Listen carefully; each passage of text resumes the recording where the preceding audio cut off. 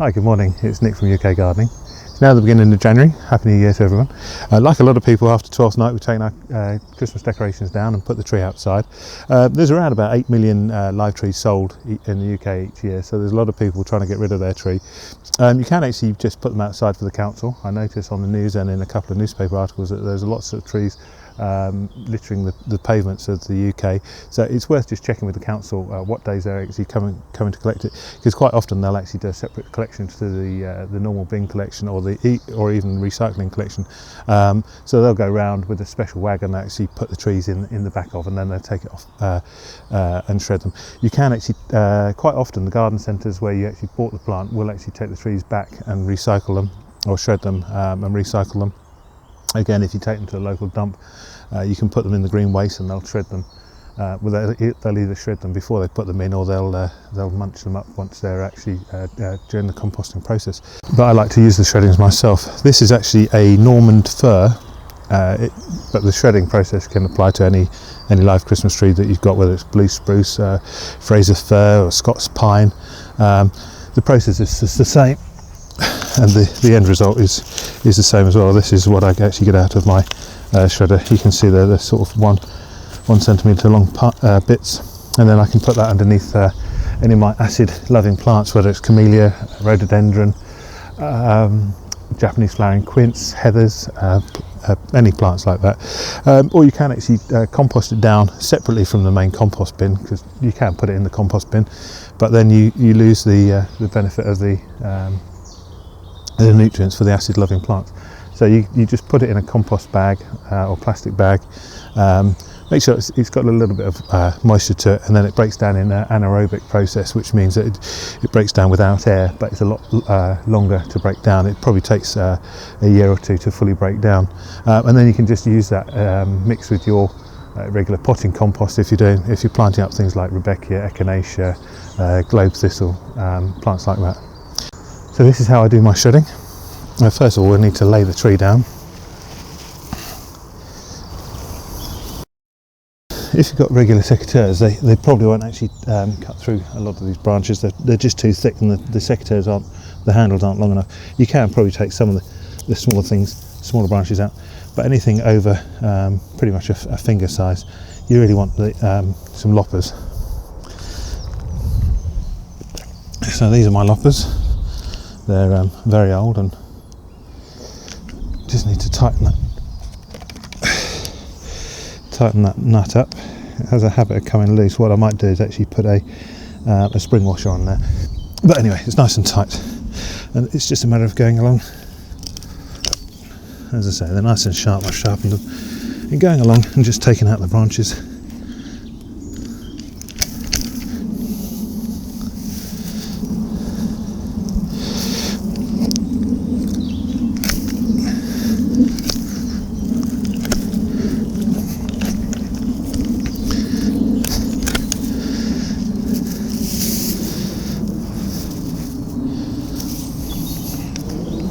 Just take them from the top, the branches that are on the top or on the side.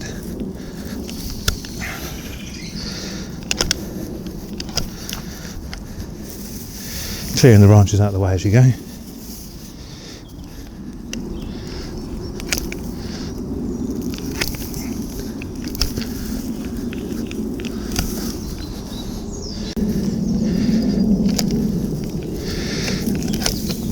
If we put the branches to either side of the tree, you'll see why in a minute.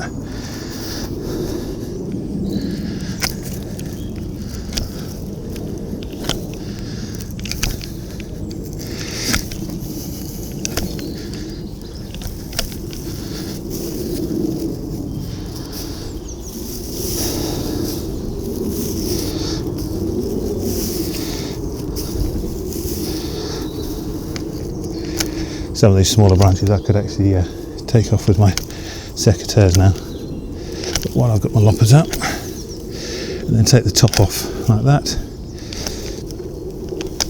Anything I can reach, try and get close to the trunk.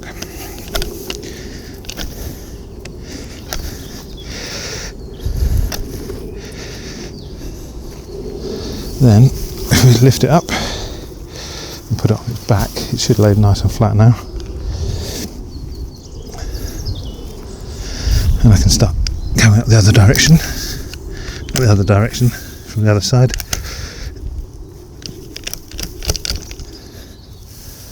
Taking these off. Anything like that is not going to go through the shredder. So what I will do is just cut the smaller branches off that.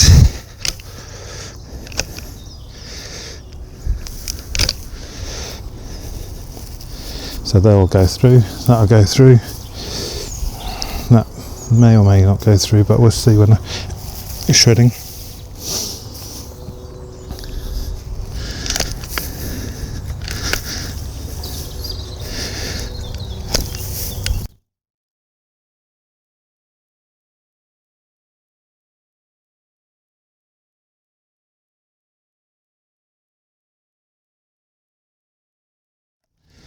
Right, so that's pretty much it. Let's get these last bits off.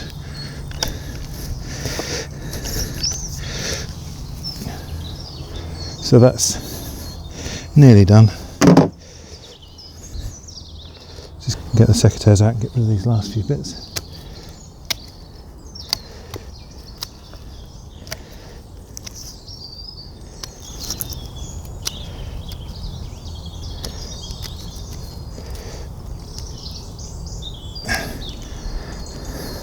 And we're left with this trunk, and what I'll do is I'll actually cut this up into 12 to 18 inch, or what's that, that's 30 to 45 centimetre lengths, and I'll probably just stack it in the corner of the garden and use it as a bug hotel. Lots of insects will then use it, and they'll break it down over the next few years. So I'll just put that to one side for the moment. Right, and the reason I left this gap, I'll put the shreddings on either side. So I can now move my shredder into the gap. Put the collection bin underneath it. And then plug it in. I'm going to plug this into my extension lead, which is plugged into an RCD socket. I'm going to plug it in here, and then I'm going to go and switch it on at the socket. So plug it into the extension lead first, switch that on, and go and plug it in.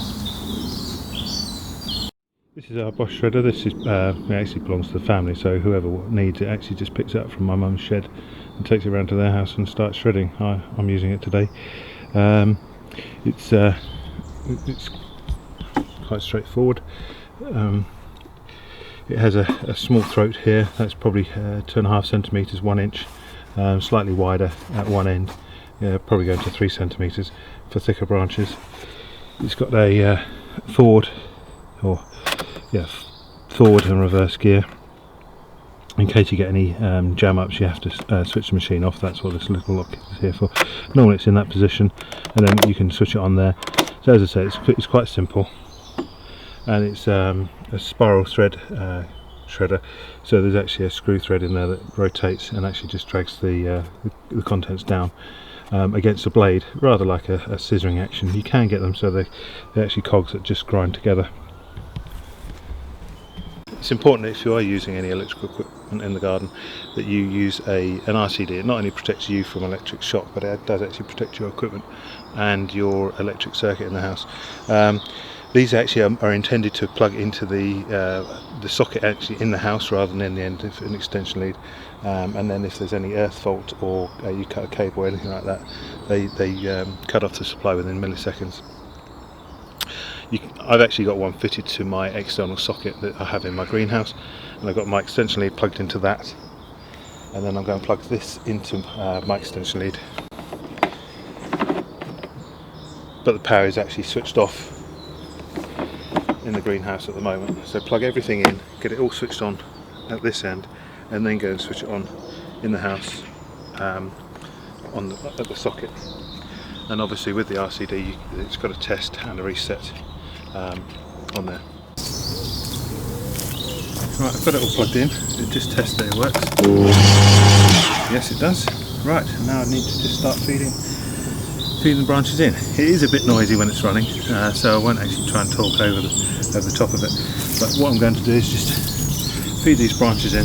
If they're small like this, they should go through. You just have to be wary of if it displays out too much, it's actually going to go in there. So just keep secateurs handy with you.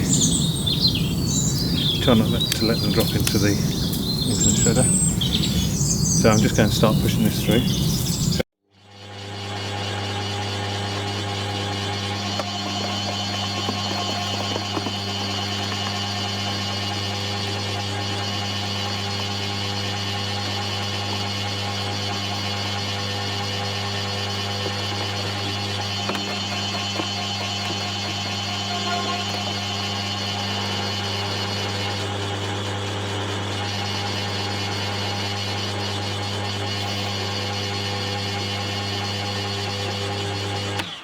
Hopefully you can see that once the screw thread has actually grabbed hold of the branch, it drags the whole thing in, and it drags it all through.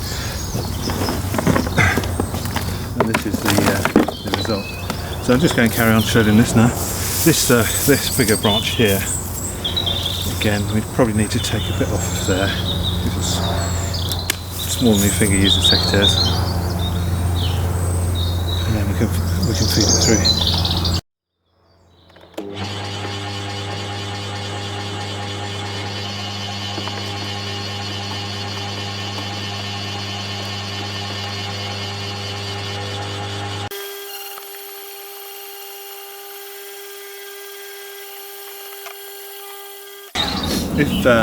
If you do get any jam ups, this is a hook that came with the shredder, and you can just get that in there. You can hoik any jammed up. This has got a reverse on it, so you have to switch the machine off. Then you put it into reverse, and then you can switch the machine on. And it will actually start throwing the stuff back up. Then you can put underneath the rubbish out. Don't get anything longer than that in there, because obviously if the power goes on and you get stuck in there, it's going to cause an almighty mess. So let's put it back into gear. The other thing you might notice is that I wasn't trying to overfeed the shredder. If you try and jam too much in there, it just makes an almighty mess. It doesn't actually shred, so just give it, take your time with it. It won't take more than 10-15 minutes to shred up this whole tree. I'm going to carry on shredding this up. I'm probably going to use half the shredding saw as a mulch. The other half I will actually put in a bag and put in the corner of my garden to use next year as an addition to a potting mix.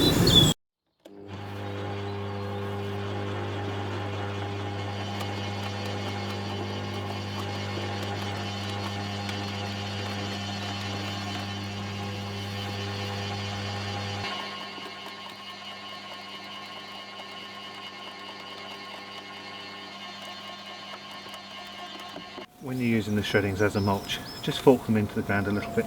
It just stops them blowing around and blowing all over the garden, and then people traipse them back into the house. Or, as I say, just put them in a compost bag, put them in the corner of the garden and leave them for a year or two, and they'll break down almost to like a leaf mould consistency, so a nice dark rich colour.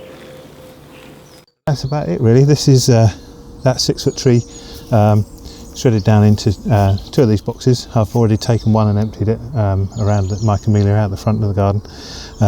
This one I'll probably empty into a compost bag and put in the corner of the garden, as I've said, and that will give me some ericaceous compost. That's what it's called. You can buy it in the garden centre, but why not make your own?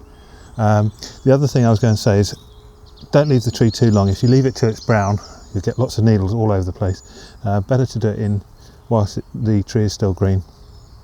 It seems to shred an awful lot easier as well, and you do get a lot less needles. That's about it. Thanks for watching. If you've got any questions, please post them below and I'll try and answer them. Thanks. Bye.